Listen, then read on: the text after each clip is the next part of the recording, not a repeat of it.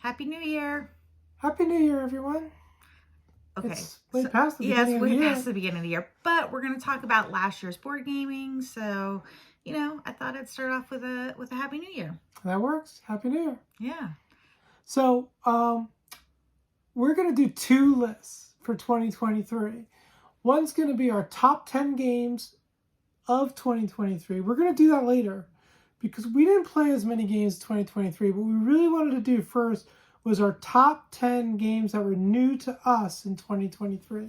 Yes, we've been playing a little bit of catch-up, and we're going to be playing a lot of catch-up this year, playing some games that we didn't get to the table while Jane was really sick. And so it's pretty exciting to get some of these new games to the table. And yeah, we're excited to talk about which ones we like best. Absolutely. All right. Are you ready? I am. Let's do it. All right.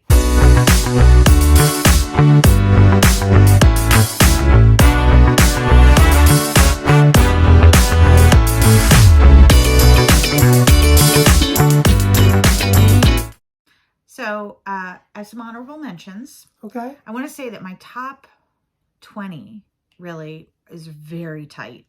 It was really hard to kind of get them in the right order. And so I have 3 honorable mentions because honestly, these could probably go in any order and like flip around. I have 15, but I'm just going to mention 3. I do too. I just saw one. I'm like, why isn't that up there? But my 3 honorable mentions, the oldest of which is from 2015, are Final Girl, okay, Grand Austria Hotel, that's the one from 2015, and then Forest Shuffle, which is a 2023 game. Those are good choices. Yeah, and I really liked all 3 of those. They just didn't quite crack the top 10. Right. So my 3 honorable mentions are Lacrimosa. Can't believe that didn't make it. That wasn't on my list. Should have been. I missed it. That should have been up there. Shoot, that might even be in my top 10. You want to reorganize? I do.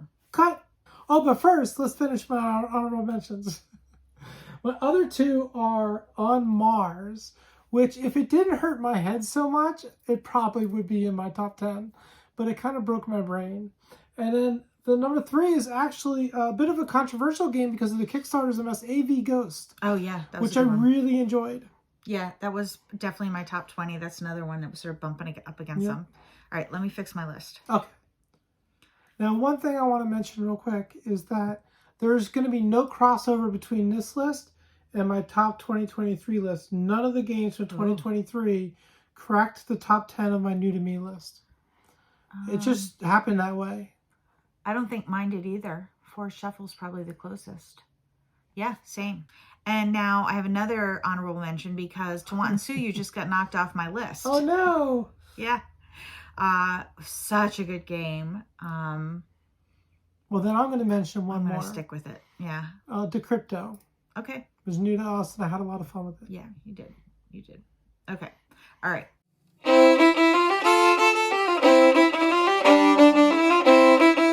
All right, on to the top 10. All right. Number 10. Number 10. All right, my number 10. I did the Roy. You did. My number 10 is Paladins of the West Kingdom.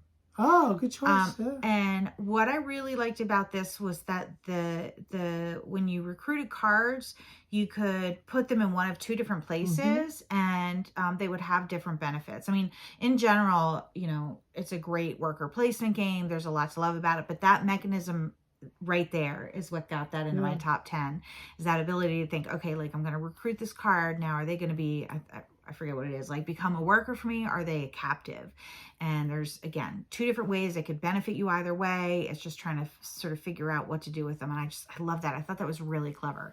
And so that's why Paladins of the West Kingdom is my number 10. All right. What about you? My number 10 is Lost Ruins of Arnak. This is a game that when I first played it, I was like, that was okay. And then I kept playing it, and it grew and it grew and it grew on me. And it's really fantastic. Yeah. So I really enjoyed it. And I don't know. It was really fun. I got to appreciate the strategy behind it with more plays.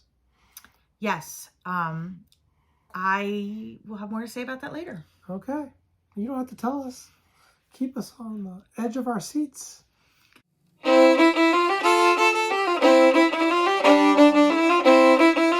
Well, I will keep you on the edge of your seat. My number 9 is, oh my God, my brain is mush today. Lost Ruins of Arnak. Oh, I literally forgot it in that little time. Crossover, sort of. Agreed. The first time we played it, I mean, I think I liked it better than you did when we played it the first time. But it's still, the more I played it, especially on BGA, the more I appreciated the different strategies and sort of the nuances of the game, and you know, how to play. I really like it. I like the fact that the cards that you buy across the top can really affect your strategy as well. Right. It's I think a bit of a stretch to call it a deck builder. It is, but that's just not a huge part of the game. Part of it. Yeah, it's just a small part of it. But I do like that element of it. Yeah. The deck building part of it. That makes it. That's one of the things I really like. So. All right. Yeah. So that is my number 9. All right. Well, my number 9 is a pretty cool little game, a solo game called Ford Northwood. Now, I really enjoyed this trick-taking solo game, and we also played it as a 2-player cooperative for fun, because we like to do that, play things together, and it's really fun. Yeah, it is. It's very clever. Yeah, it's very clever, very fun. I really appreciate that there's a solo trick-taking game. Yeah. I was so curious to see how they would do that. And it's really clever. They did a really great job. It's a trick-taking game that you're playing by yourself, which is just so clever. Yeah, and you're just trying to take you have so many hands, like 8 hands, and you want to win enough hands to win the game. Yeah. And it's usually around 5 or 6 you have to win. So yeah. Yeah, and it's challenging. It is.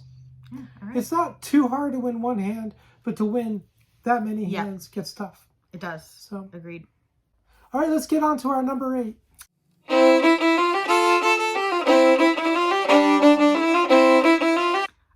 My number 8 is by one of our favorite designers, Uwe Rosenberg, and it's one of the smaller games, but Applejack. Oh, good choice. We actually haven't played it on the table yet, although we have it. You got it for me for my birthday.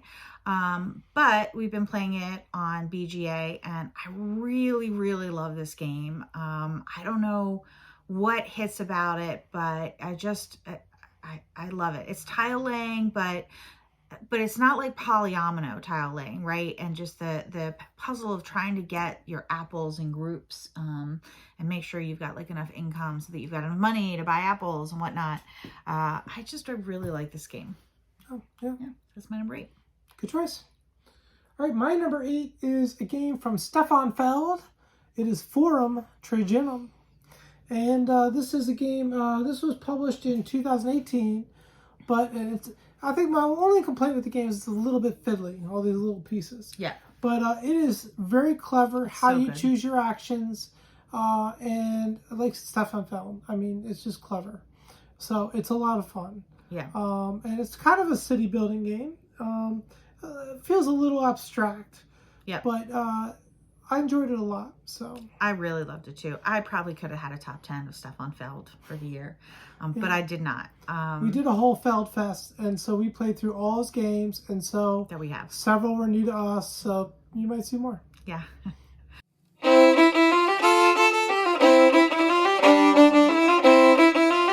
Well, my number 7 is one that made a last-minute appearance on this list. Ooh. And that is Lacrimosa. Lacrimosa. Because I had missed it.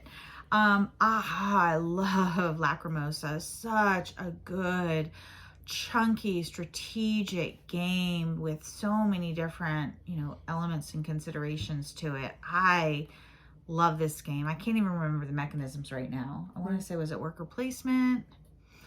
Okay, area majority, a little bit of deck building. It's got some really cool card play. Usually I kind of look at the mechanisms and remind myself about the game, but since I completely missed that this should be on my list, I forgot to do that. But I really enjoyed this game. The theme is so interesting and unique. You don't see a lot of games about music, let alone classical music. And of course, the production is gorgeous. Yeah. So I really loved Lacrimosa. It was my honorable mention, as you may recall. That's right. That was my number 7. My number 7 is a game that you bumped to fit Lacrimosa on your list. to Wanton Suyu. I thought this would be there. This is a big, heavy game from David Turczi, and it is so good. It's like worker placement, really clever. You got this huge pyramid, and the cost of placing your worker in a particular place goes up as you get further away from the top of the pyramid. However, you can do different things or control different things to reduce those costs. And then the color of your worker gets placed on. Oh, it's so just good. A whole thing going on. So it's good. So clever and very, very, very thinky. And it has one of the things I love where there's lots of different ways to score, but you can't neglect anything completely because you get blown out of the water if you're not at least a little competitive in everything. And I really enjoy that. It forces you to really just very carefully balance your strategy. That's a good game. I'm rethinking my decision, but whatever. It's a great game. You got honorable mention. So to Wanton Suyu is my number 7.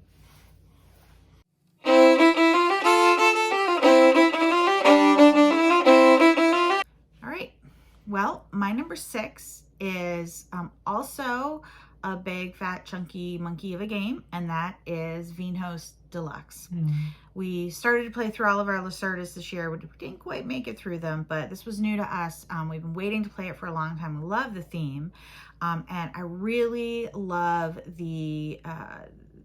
I love all Lacerdas, but again, I love that this actually is more about marketing wine than it is about growing wine. You have to have the right grapes, you have to grow the right grapes and have access to them, but it's really about making sure that you can sell your wine and you have the right wine to sell to places that are looking to buy it. You know, like the red wine went out in the 70s, and all the people that planted Zinfandel grapes were really out of luck until they invented white Zinfandel, quote unquote, white Zinfandel.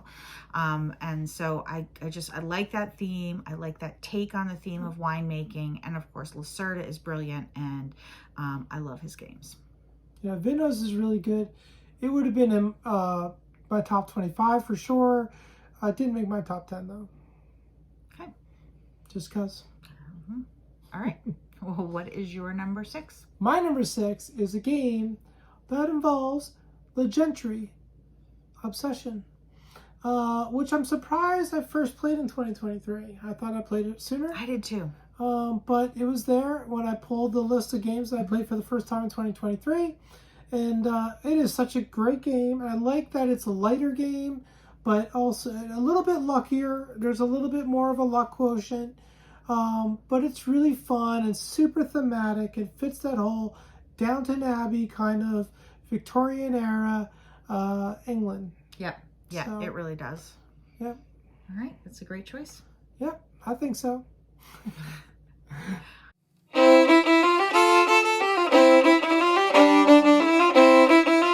All right. Well, my number 5 is my first Stefan Feld on the list, and that is Trajan. Oh, okay. And really, there were so many good entries for this list from Stefan Feld. But what I like about Trajan is that what do you call it? The roundabout, the rondelle. It is so brain burny. You know, you're picking up, if you've got three cylinders in one location, one wedge on that cylinder or that circle, you're picking them up and you're dropping the first one in the first spot, the second one in the second spot, and the third one in the third spot. And it's a third spot then that you get to do. And you get to do it to the power of whatever's in there. And so the planning for this is just insane. Trying to think, okay, in 6 turns, I want to be able to do that. So I need to distribute my cylinders appropriately to get them so that I have that powerful action when I get there. And then, of course, when you take a super powerful action, it also speeds the game up a little bit. So I really, really, really love this Stefan Feld game. It's so good. I was so impressed by it. And this is also when I was surprised we played in 2023 for the first time, because we played it before Feldfest. We just brought it back for Feldfest. We played it like in January or something. We must have, yeah. So, yeah, I that didn't make my list, but it's such a good game. Yeah, it is. All right. My number 5 is a crossover with one of your games that you've picked, and that is Applejack. Yes. I think for a lighter game, this game is fantastic. It is one of my favorite Uwe's, particularly from his tile placement games. It's my favorite of those, and I just really like it. And there's something about the theme that's so warm It and is. just embracing. And the game is kind of simple It is. Yeah. and yet fun and strategic. Yeah. So, Yeah. And I think it's when you could introduce to people with a lot of different like abilities and game playing or experience in game playing, and it's pretty easy to grasp. But there's enough strategy there to keep people like us who are, heavy gamers interested and exciting. So yeah, I'm surprised it made my list there or that I liked it as much as I did because we had played Sagani and we thought, oh, it's similar to Sagani or something. We didn't expect to like it as much as we did. yeah, same. Nova Luna, which didn't make this list, which also was new to us this year, was another one that I was surprised at how much I liked it. Again, it just super simple on for an Uwe game, but I really liked it. But it did make my list. So Applejack did though. I didn't like that one as much. I mean, I liked it, but I didn't like it as much. All right, Not fair nearly. enough. So, All right, all right, that was my number 5, Applejack. okay.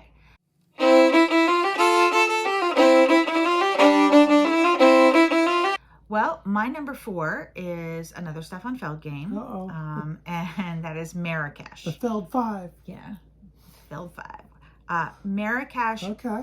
We played all of the city collection games that we have during Feld Fest, and Marrakesh was my favorite. I think it was my favorite Feld game that we played. So I love the cube tower in Marrakesh where you're dropping cubes in it and whatever comes out is what actions are available. I think it would be more interesting with more than 2 players, but even with 2 players, there's sort of like a little mechanism in there to make it a little bit more interesting. But again, Stefan Feld is always doing something super creative, like taking one slightly familiar mechanism and putting just a really creative twist on it, which ups the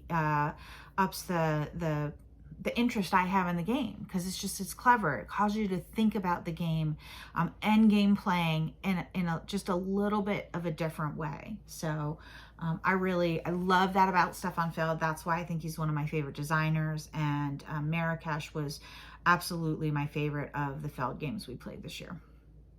Good choice. Well, my number 4 is a really fun game and super thematic. I love this one for theme, and that's Final Girl. Oh, yeah. This is about like a B horror film where you have that last woman who's fighting off the bad guy, the baddie, and usually comes out victorious in the end, or at least escapes. And you play that Final Girl. Yeah. And you're trying to beat the baddie. And it's dice heavy for sure. So if you don't like your dice chuckers and stuff, this may not work for you, but it is so fun. And it's a solo game. We also play it cooperatively together. Mm-hmm. We are able to do that with just minor tweaks. Yep. But I think it is totally playable that way. But also it's a really good solo game. I think this would have been higher on my list if I'd played it more. You learned it while I was traveling for work and taught it to me when I came back. And we played a couple games together, but you'd played it a lot more. I think had I had a little bit more interaction with it, this would have been higher on my list. It is really fantastic game. And again, so thematic.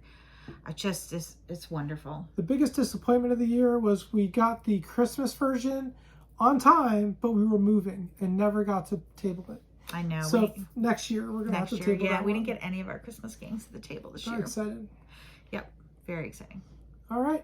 All right.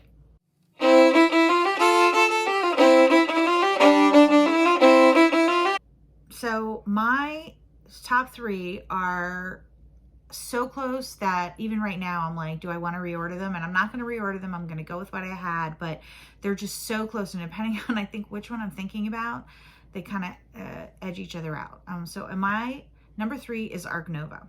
Okay. We played this. We played it in person a couple times, and then I've been playing it a lot on BGA, both solo and with other people. And I have not mastered this game. It's really hard. It is really hard. And I like that about it. I like to be challenged. Sometimes, yeah, I just want a rote game where I kind of like know the formula and I'm playing and it, trips off the dopamine triggers in my brain or whatever. But I really also like to be challenged. And Art Nova is one you've got to really think about and strategize about. And you're building your tableau of animals. Those animals potentially have a power, but you also are looking at for endgame scoring, how your conservation efforts are going. And so sometimes you have to release those animals into the wild. And that means, sort of getting rid of that point generator, that engine that you've built up, and kind of timing that right is really difficult. And of course, I love animals and I love the art. So I really, really enjoy Arc Nova. That's my number 3. It's a good game. Didn't make my list. I enjoyed it a lot in person, and then I tried to play it on BGA, and I don't know. There's something about the interface. I just couldn't grasp it. It's hard. Yeah. I have trouble with complex games online. I think cognitively it just doesn't work for me. But I think maybe if that experience were a little better, I might have made the list. But yeah. Anyway, my number 3, I think you already mentioned, and that is Grand Austria Hotel. I really enjoyed Grand Austria Hotel. Let me tell you this. The Grand Austria Hotel base game is good. The game with the Let's Waltz expansion and all the other expansion, fantastic. Yep. Now, it's certainly more complex and chunkier, but it is so good.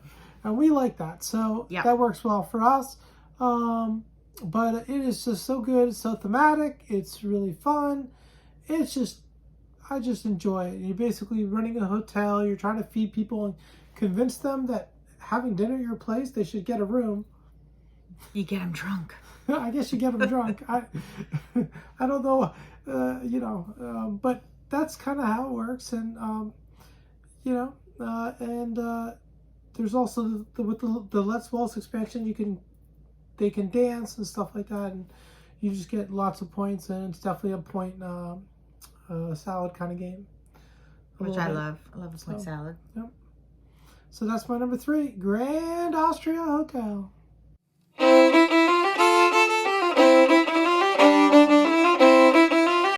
Okay.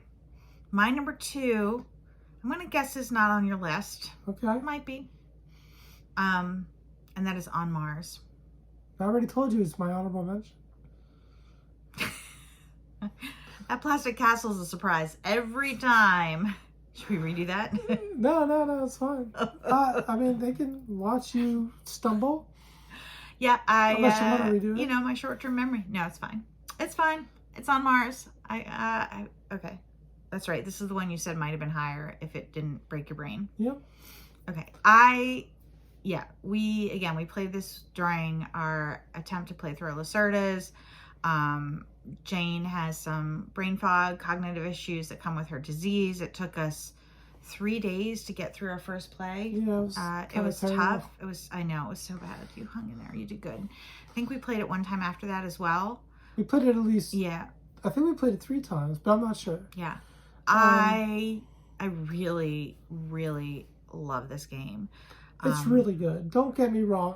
My brain broke, and it took away from the fun factor. So I think that's why. Yeah, no, totally. And I think you would, if you played it at a time when you were either feeling a little better or your brain wasn't quite so hurty, this would have hit for you, because I know how much you love Lisboa, for example.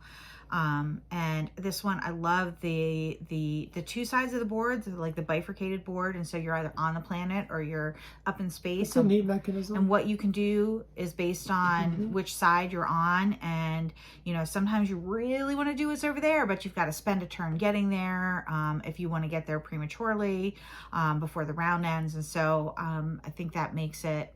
It's just a really interesting mechanism on top of everything else, just building that engine and making sure that you have, built your space station up to code, so that your people are thriving. I love it. I don't know. It's right up my alley. I really love this game. That's why my number 2 is Vital Lacerda's On Mars. Very good. Good choice. As I said, it was my honorable mention. I enjoyed it. I just hit a wall with it. So my number 2 is another Stefan Feld game, and this one's called Amsterdam. Mm. Now, Amsterdam's a remake of, I don't remember what. I don't either.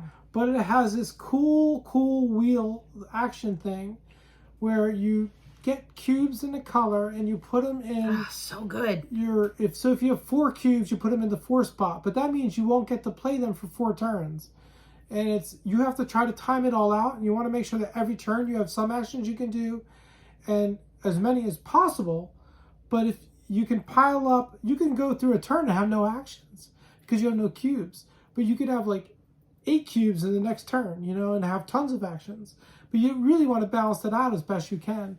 It's really, really neat and really, really clever. And thematically, it's got a lot going on. It's a typical point salad. It's got these boat areas and these wharfs. It's got this river, and you're going down the river, a little bit like Rogers of the Ganges kind of thing. And then I've forgotten what else, but it's got so much good stuff going on. But this is in my top 15. It was, I think, probably my number 3 on the Stefan Feld games. Maybe, I don't know. They're all so good. It's hard. It's like choosing my favorite child. Yeah, but my number 2 is Amsterdam from Stefan Feld. I love that rondelle where the cubes come around you. Yeah, it's so cool. So good.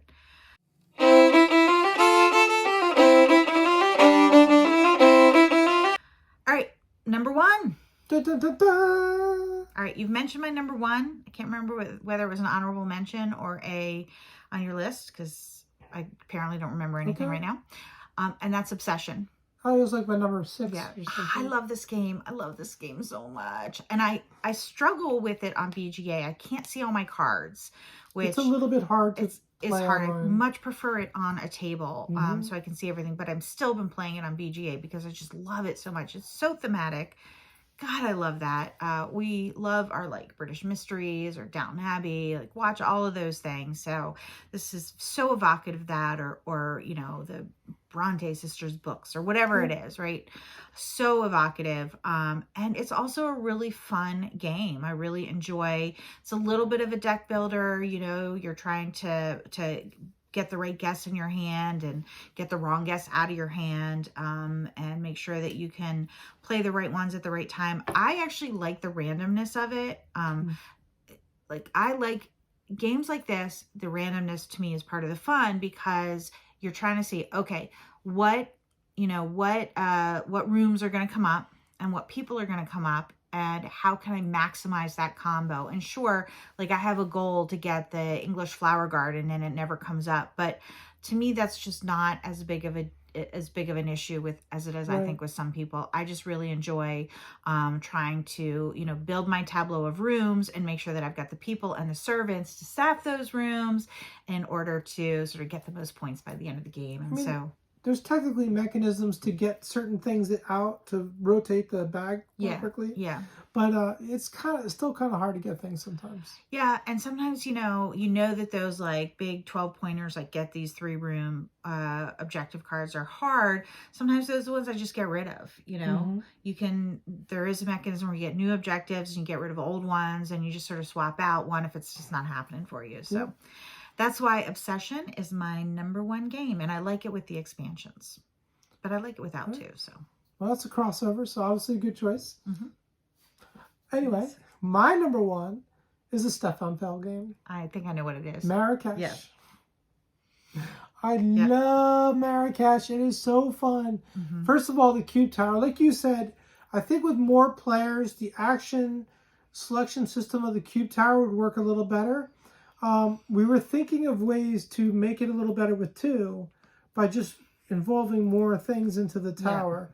Because the thing is like if you throw in they're like octagonal cylinders, right? Called keshi, and we each choose some. We both throw them in the tower, and then like if we both throw in 2 greens and 2 greens come out, then whoever drafts the 2 green gets to do the action, has 2 keshi instead of 1. So it's a little more powerful action. And that doesn't happen enough with 2-player where you get multiple keshi out. And so I'd like to see that sort of Yeah. tweaked a little bit. But it also means that the person that threw those in doesn't get to do that action, if I remember correctly. Potentially. Well, it depends on who drafts it, because you both throw them in, you throw your own things in, but you don't know if what you put in is what you're going to end up with. Right. So you're trying to be strategic and be like, what do I think they're going to do? What do I think I'm going to do?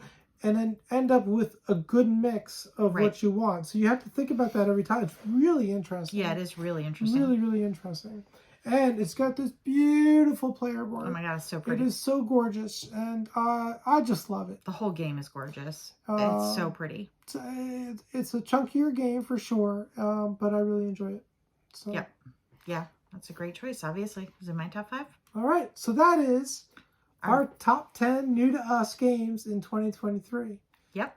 Now look soon for a top 10 2023 games. We'll be honest. So new to us games, I played over 200 new to me games in 2023.